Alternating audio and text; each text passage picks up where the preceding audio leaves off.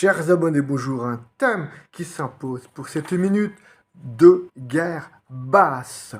C'est la guerre. Pas seulement pour les Ukrainiens et les Européens, c'est la guerre pour toute l'humanité. On dit d'habitude de guerre lasse, mais bombarder des civils, c'est de guerre basse. Une amie réagit en banalisant. Des guerres, il y en a toujours eu, et il y en aura encore, ce n'est ni la première ni la dernière, et d'ailleurs, il y a actuellement des guerres dans d'autres pays. Il est vrai que nos médias nous ont habitués à jouer le rôle de spectateurs de tous les génocides de la planète, du Rwanda au Kosovo, des Tchétchènes, aux Ouïghours, etc. Nous le savons très bien en un mot. On peut dire que nous nous satisfaisons de ce qu'on appelle une culture de mort. Pour les uns, cela renvoie à l'avortement et à l'euthanasie.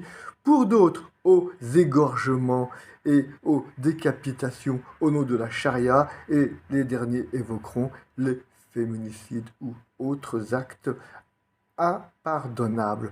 Et même les massacres récurrents en Crimée ou de le Donbass ne nous ont jamais empêchés ni de manger ni de dormir.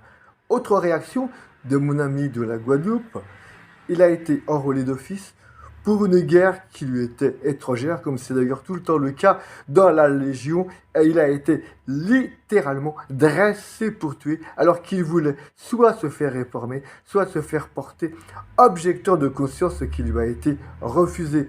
Aujourd'hui, il me demande pourquoi tuer sur un ordre ne s'appelle pas un meurtre. Dans cette culture de mort, on a plus peur des mots que de sa conscience. D'ailleurs, l'objection de conscience est maintenant réprimée par la loi pour toutes les causes ci-dessus invoquées. Revoyons le film de et avec Mel Gibson, Tu ne tueras point, film absolument remarquable.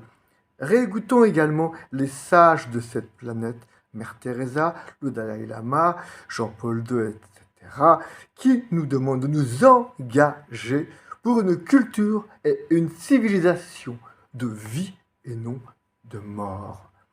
Avec tous les réseaux d'information, on ne peut plus dire comme les voisins des camps de concentration nazis. On ne savait pas, même Mussolini a proposé ces mots lave-mains au sujet de la Shoah. Je ne savais pas. Relisons et mettons en pratique le livre incontournable de Stéphane Hessel, Indignez-vous, ou le volume suivant, Engagez-vous, dans lequel il ne parle pas de l'armée, mais de la non-violence. Voici donc les maîtres mots face à la barbarie, au génocide et à cette guerre basse. Indignez-vous et engagez-vous. Les pétitions sont déjà pléthores, ainsi que les groupes de prière pour nos frères et sœurs ukrainiens, sans oublier de prier pour le bourreau qui, derrière costard-cravate, a bel et bien une tête, un nom, un prénom, Vladimir, et sûrement une âme à sauver. Chères auditrices, chers auditeurs, chers abonnés, je vous laisse non seulement méditer, mais vous indigner et vous engager face à cette guerre basse. À très bientôt, je l'espère.